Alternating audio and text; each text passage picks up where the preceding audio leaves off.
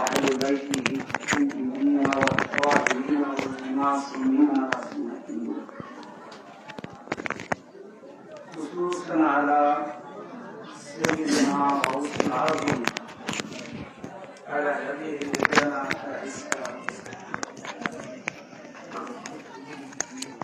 وقد قال الله تعالى في كلامه المجيد والفرقان إن الله وملائكته يصلون على النبي يا أيها الذين آمنوا صلوا عليه وسلموا تسليما اللهم صل على سيدنا مولانا محمد وعلى سيدنا شفيعا আমরা যে গো নাগার উম্মাত নবী আপনার চিনলাম না, সেই কারণে রোজ হাসরে আপনি আমাদের ভুল না। আল্লাহুম্মা সাল্লি আলা মাওলানা মুহাম্মদ ওয়ালা সাইয়্যিদিনা হাবিবানা। মুআজ্জাজ সামিন কিরাম, আজকে এই মহিমান্বিত রজনী, এটা একটা আনন্দের রজনী। এই রজনীর মধ্যে আপনারা উপস্থিত হতে পেরেছি। মহান আল্লাহ রাব্বুল আলামিন আমাদের আপনাদেরকে আসবার মতো বসবার মতো যে তৌফিকটুকু দান করলেন, এজন্য আমরা সবাই বাড়ি তাআলার দরবারে শুকরিয়া জ্ঞাপন করে বলি আলহামদুলিল্লাহ। রাসূল পাক সাল্লাল্লাহু আলাইহি ওয়াসাল্লাম পাকের কদম যুগলে সিজদা ও সালাম এবং রাসূল পাক হতে শুরু করে বর্তমান জামানার ইমাম আমাদের আকা মাওলা হুজুর পাক তানার কদম যুগলে জানাই ভক্তিপূর্ণ তাজিমি সিজদা ও সালাম। আজকে আমরা এখানে যারা হাজির হয়েছি, এটা আমাদের জন্য খুবই সৌভাগ্যময় রজনীতে আমরা হাজির হয়েছি এবং আমরা অতি সৌভাগ্যবান বলেই আজকের এই রজনীতে আমরা হাজির হতে পেরেছি। তাছাড়া অন্য কোনো ব্যক্তি বা অন্য কোনো মানুষের যাদের নসিব ভালো না, তারা এত ভালো কাজে হাজির হতে পারে না, এটা বেশক। তা আল্লাহ এই যে আমরা আনন্দটা উৎসব পালন করছি, আমি এরই শানে অল্প সময়ের মধ্যে দুই চারটি কথা বলে শেষ করব। কারণ হলো যে কুরআন পাকের মধ্যে একটি আয়াত, সূরা ইউনূসের ৫৮ নং আয়াত, আল্লাহ তাআলা বলে দিচ্ছেন কুল বিফাদলিল্লাহ, যে হে আল্লাহর নবী আপনার বলে দিন, কুল মানে বলে দিন, বিফাদলিল্লাহি রাহমাত, যে আল্লাহর পক্ষ থেকে যদি কোনো অনুগ্রহ, ফাজল এবং রহমত, দয়া তোমাদের মাঝে আসে, তাহলে তোমরা ওই দিনটাকে তোমরা আনন্দের দিন হিসাবে গ্রহণ করো এবং ওই দিনটা আনন্দের দিন হিসাবে গ্রহণ করলে কি হবে, এটাও আল্লাহ তাআলা বলে দিয়েছেন। মানে শুধু আনন্দ করার কথাটাই বলে নাই, আনন্দ করার পরে ওর আজরানও আল্লাহ তাআলা বলে দিচ্ছেন। কি আজরান? যে আমার বান্দাবান্দিরা আমার নৈকট্য লাভের জন্য, আমার রিজাবন্দি হাসিলের জন্য, আমার রাজি খুশি করার জন্য যত ইবাদত করবে, যত ইবাদত করবে, সকল ইবাদতের চেয়ে, আমার কথা বুঝবেন, যে সকল ইবাদতের চেয়ে শ্রেষ্ঠ ইবাদত আজরান হবে ওই আমলের, যে আমলটা আমি যে আনন্দ, মানে যে দিনে রহমত এবং ফাজল নাজিল করব, ওই দিনকে আনন্দ হিসেবে পালন করলে। মানে যত ইবাদত করবেন আপনি, যত আপনি নেকির কাজ করবেন, সকল নেকির কাজের থেকে ওই একটা দিন, অর্থাৎ আজকের দিনটা আনন্দ করা, আজকের দিনটা ঈদ হিসেবে মানা সকল ইবাদতের চেয়ে শ্রেষ্ঠ ইবাদত। ভাই এটা আমার কথা না, বুঝতে পারছেন? এ কথাটা কিন্তু আমার না, এ কথাটা আল্লাহ। আল্লাহ বলছেন সূরা ইউনূস ৫৮ নং আয়াত।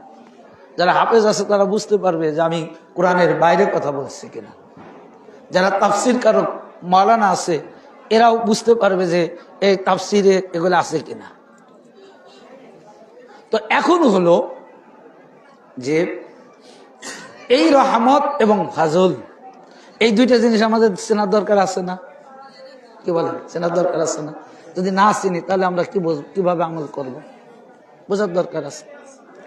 আবার এইটা বোঝার জন্য দেখেন কত বড় তাফসির কারক, কত বড় তাফসির কারক হাদিস নিয়েছেন। যার লেখা একটি কিতাব আছে আল্লামা জালালউদ্দিন সুয়ুতী, তিনি অসংখ্য কিতাব লিখেছেন। দুররে মানসুরের মধ্যে এই হাদিস খানা এনেছেন। তাছাড়া তিনি তাফসিরে জালালাইন লিখেছেন, যে তাফসিরে জালালাইন আমরা না পড়লে কোনো মৌলানা হতে পারে না, ফাজিল ক্লাসে পড়ানো হয়। তাফসিরের নাম তাফসিরে জালালাইন, এবং দুররে মানসুর নামক একটি বিশাল কিতাব তিনি লিখেছেন। এই কিতাবের মধ্যে যে হাদিসখানা নিয়েছেন, এই হাদিসখানা রাসূল পাকের চাচাতো ভাই আব্দুল্লাহ ইবনে আব্বাস থেকে বর্ণনা করেছেন।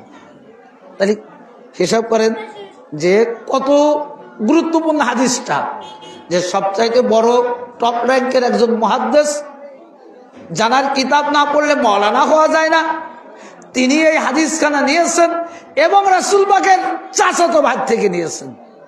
রাবি অনেক আছে, আনাস রাদিয়াল্লাহু তাআলা আনহু, আব্বাস রাদিয়াল্লাহু তাআলা আনহু, তারপরে আপনার কি বলে আবু হুরায়রা রাদিয়াল্লাহু তাআলা আনহু, এমনি ওমর রাদিয়াল্লাহু তাআলা আনহু, এরকম অসংখ্য হাদিসের রাবি আছে। কিন্তু জালালউদ্দিন সুয়ুতী তিনি রাসূল পাকের চাচাতো ভাই আব্দুল্লাহ ইবনে আব্বাস থেকে হাদিসখানা বর্ণনা করেছেন।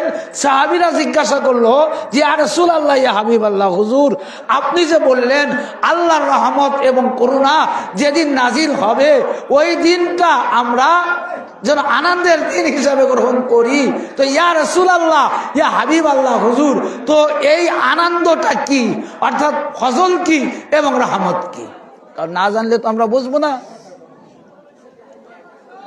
তো হুজুর পাক বলতেছেন কি, যে রাসূল পাক সাল্লাল্লাহু আলাইহি সাল্লাম বলেন, ক্বালা রাসূলুল্লাহ সাল্লাল্লাহু আলাইহি সাল্লাম, তিনি তার হাতখানা বুকের উপর রাখলেন। কোথায় রাখলেন? বুকের উপর রাখলেন। আমার ভাইয়েরা, আল্লাহর নবী ইরশাদ করতেছেন, ও আমার সাহাবীরা তোমরা ভালো করে শুনে নাও, বুঝে নাও, রহমত কি ফজল কি তোমরা সুন্দর করে জেনে নাও। হুজুর পাক নিজের বুকের উপর হাত রেখে বললেন যে হে আমার সাহাবীরা, ফজল আর কেউ নয়, আর কেউ নাই, ফজল হলো আমি নবী হুজুর পাক সাল্লাল্লাহু আলাইহি ওয়াসাল্লাম। অর্থাৎ আমি যেদিনে তোমাদের মাঝে আগমন করেছি, রাসূল পাক ঈদে মিলাদুন নবীর দিনে তিনি আগমন করেছেন, তাশরীফ এনেছেন। আল্লাহ নবী বলতেছে, ও আমার সাহাবীরা, তোমরা কি করবে এই ঈদের দিনটা, অর্থাৎ ঈদে মিলাদুন নবী 12 রবিউল আউয়াল, ওই দিনে আমি তোমাদের মাঝে প্রকাশ হয়েছি। সুতরাং এটা হলো ফজলের আগমনের দিন। সুতরাং তোমরা এই দিনটাকে সর্বশ্রেষ্ঠ ঈদের দিন হিসাবে গ্রহণ করবে। আর এই ঈদের দিন হিসাবে যখন তোমরা গ্রহণ করবে, ওই ঈদের দিন হিসাবে যখন পালন করবেন, ওই পালন করাটা সকল ইবাদতের চেয়ে শ্রেষ্ঠতম ইবাদত আল্লাহ তাআলা তোমাদেরকে দিয়ে দিবে। বুঝতে পারছেন? যে নিজের বুকে হাত রেখে বললেন যে আমি হলো ফজল, যে আমি যেদিনে আগমন করছি, আমি যেদিন তোমাদের মাঝে এসেছি, অর্থাৎ ঈদে মিলাদুন নবী। এই জন্য বলা হয় সকল ঈদের সেরা ঈদ ঈদে মিলাদুন নবীর ঈদ। তো আমার ভাইরা, এই দিনটা যদি ঈদ হিসেবে মানা যায়, আল্লাহ বলছেন যত ইবাদত করবে, ইয়াজমাউন, এখানে বহু বচন, খায়রুম মাম্মা ইয়াজমাউন, যে সকল ইবাদতের চেয়ে শ্রেষ্ঠ ইবাদত হবে ওই দিন ঈদে মিলাদুন নবী পালন করা। এবার আমার নবী ফজলের পরিচয় দিলেন। এখন রহমতকে, রহমতের পরিচয় জানতে হবে না? আল্লাহ নবী কি করলেন? মাওলায়ে কায়নাত পাকের কাঁধ মুবারকের উপর নিজের হাতখানা উঠাইয়া দিলেন। হাতখানা উঠাইয়ে বলতেছেন, আমার সাহাবীরা, তোমরা ফজল জানতে চেয়েছো, রহমত জানতে চেয়েছো, আজকে তোমরা দেখে নাও। আমি শুধু জানাচ্ছি না, প্র্যাকটিক্যালি ভাবে তোমাদেরকে দেখায় দিয়ে যাচ্ছি।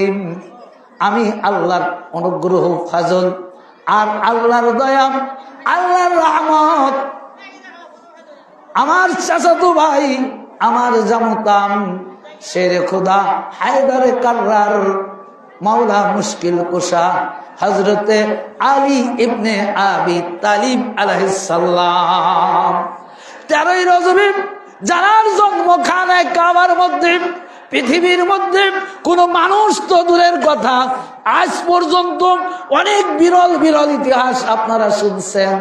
ইউটিউব খুললে অনেক আশ্চর্যের খবর পান, অনেক আশ্চর্যের ইতিহাস জানতে পারেন, কিন্তু কেউ বুকে হাত দিয়ে বলতে পারবেন একমাত্র মাওলা আলী ছাড়া একটা মানুষ, একটা মহিলা বা একটা মা বোনদের বাচ্চা প্রসব কোন মসজিদ ঘরে হয়েছে? কেউ এই খবরটা পাইছেন? যদি কেউ জানান, আমি খুব কৃতজ্ঞতার সাথে গ্রহণ করবো, কারণ এটা একটা নতুন খবর, এটা জানার, এটা একটা চমকপ্রদ খবর। কিন্তু যত খবর দেখছেন, কোন ইতিহাসে এইরকম নজিরবিহীন কোন ঘটনা ঘটে নাই যে মসজিদ ঘরে, খানায় কাবা তো দূরের কথা, খানায় কাবা তো দূরের কথা, যে মসজিদ ঘরে একটা মা একটা বাচ্চা প্রসব করেছে। আপনারা শুনছেন? আমার মনে হয় শোনেন নাই। আমার ভাইয়েরা, আল্লাহর নবী বললেন, মাওলায়ে কায়নাত পাকের কাঁধ মুবারকের উপর হাত মুবারক রেখে বললেন, ও সাহাবীরা, নজিরবিহীন ইতিহাস, এইরকম ইতিহাস মাওলায়ে কায়নাত পাকের পূর্বেও ঘটে নাই, পরেও আর ঘটবে না। পূর্বে ঘটেনি, পরেও ঘটেনি, কারণ আল্লাহ ভালোবাসি। আল্লাহ রাব্বুল আলামিন আমার এবং মাওলা আলী একই নূর থেকে সৃষ্টি করেছে। আমি মাওলা আলীর নূর থেকে, মাওলা আলী আমার নূর থেকে, আমি আলীর থেকে, মাওলা আলী আমার হতে। সুতরাং আমি আর মাওলা আলী একই রকম, একই নূর। সুতরাং মাওলা আলী তানার সৃষ্টিও আলাদা, তানার সৃষ্টির সাথেও কারো মিল নাই, বেমেসাল, একেবারে আলাদা। আল্লাহ নবী বলতেছেন, ও সাহাবীরা, মাওলা আলীর পূর্বেও কোন মানুষের সৃষ্টি খানায় কাবা তো দূরের কথা, একটা মসজিদেও হয়নি। আবার মাওলা আলীর পরেও কিয়ামত পর্যন্ত একটা মা বোনদের প্রসব খানায় কাবা তো দূরের কথা, একটা মসজিদের মধ্যেও আর হবে না। আর এটাই হলো সেই আল্লাহর রহমত, যাকে আল্লাহ তাআলা খানায় কাবাতে প্রেরণ করলেন। আর এই দিনটা অর্থাৎ 13ই রজব, এই 13ই রজবটা ঈদের দিন হিসেবে গ্রহণ করা, 13ই রজবটা ঈদের দিন হিসেবে আনন্দ করা, 13ই রজবটাকে আনন্দ উল্লাসে মাতিয়ে তোলা। আল্লাহ বলতেছেন যে তোমরা আমার নৈকট্য লাভের জন্য যত ইবাদত করবে, যত নেকি করবে, যত আমল করবে, সকল আমলের চেয়ে শ্রেষ্ঠ ইয়াজমাউন, তিনি বলতেছেন খায়রুম মিম্মা ইয়াজমাউন, যত আমল করবে, যত নেকি করবে, সকল নেকির থেকে শ্রেষ্ঠ নেকি হলো এই 13ই রজব ঈদের দিন হিসাবে পালন করা। এটা কার কথা? আল্লাহর কথা। আর হাদিস আমি তো কোটেশন দিয়েই বললাম, কারো অস্বীকার করার মতো নেই, কারো অস্বীকার করার মতো নেই। তো এই হলো মওলায়ে কায়নাত পাকের। আর একটা চমকপ্রদ ঘটনা রয়েছে মওলায়ে কায়নাত পাকের সামনে। সময় কম, আমি কিতাবের রেফারেন্স দিতে পারছি না। আমরা যে কথাগুলো বলি এটা বেশক, যদিও আমার পীর ভাইরা বিশ্বাস করবে, তাদের দলিল লাগবে না, এটা আমরা জানি। কিন্তু আমরা ওয়াজ করে চলে যাব, চলে যাবার পরে তো আপনাদেরই ধরবে, তাই না? যে তোমাদের যে মৌলানা অমুক অমুক দেশের এই যে বড় বড় মৌলানা এসে ওয়াজ করে গেল, এই দলিল টলিল দিছে নাকি? এটা কিন্তু আপনাদের কাছে জিজ্ঞাসা করি। আপনারা বলে দেবেন যে মৌলানাদের নাম, প্রত্যেকটা মৌলানাদের নিজস্ব পেজ আছে, নিজস্ব আইডি আছে, আবার ইউটিউব চ্যানেলও আছে ইনশাল্লাহ। আরে ভাই খালি এই কয়জন শুনেন না, সারা অল বিশ্বের মধ্যে যত এই ইউটিউব চ্যানেলটা এমন একটা চ্যানেল, এটা কোনো অ্যাড লাগে না, কোনো কিছু লাগে না।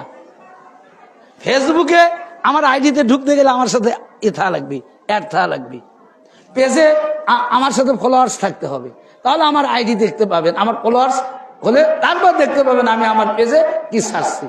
কিন্তু ইউটিউবটা এমন একটা চ্যানেল, এখানে অ্যাডেরও প্রয়োজন নাই, কোনো কিছুর প্রয়োজন নাই। খালি সার্চ দিবেন এমডি অমুক, দেখবেন ইউটিউব চলে আসবে।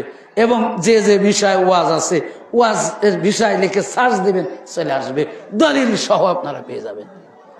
এখন তো ওয়াজটা আপনাদের পকেটে, দলিল আপনাদের পকেটে।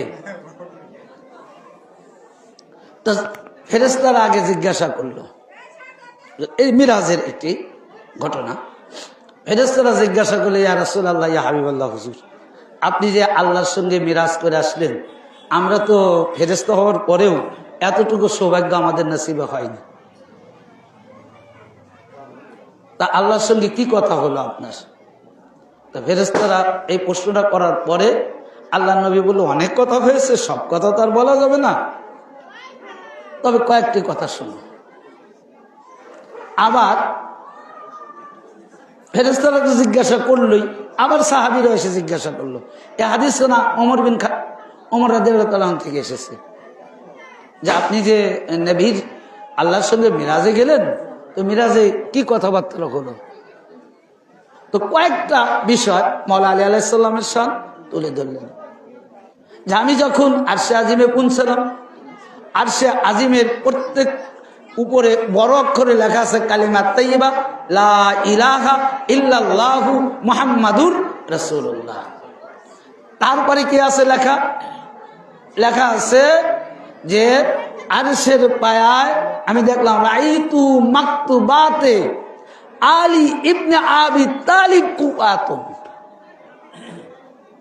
অর্থাৎ আমি দেখতে পেলাম আরশের পায়ায় মাকতুবানে লেখা, যে লেখা আছে রাইতু মাকতুবাত, আমি লেখা দেখলাম হুয়া আলী ইবনে আবি তালিব কুয়াতুন, অর্থাৎ আমার যত শক্তি আছে সকল শক্তি মওলা আলী আলাইহিস সালাম, যে যত শক্তি আছে সকল শক্তি মূল উৎস মওলা আলী আলাইহিস সালাম।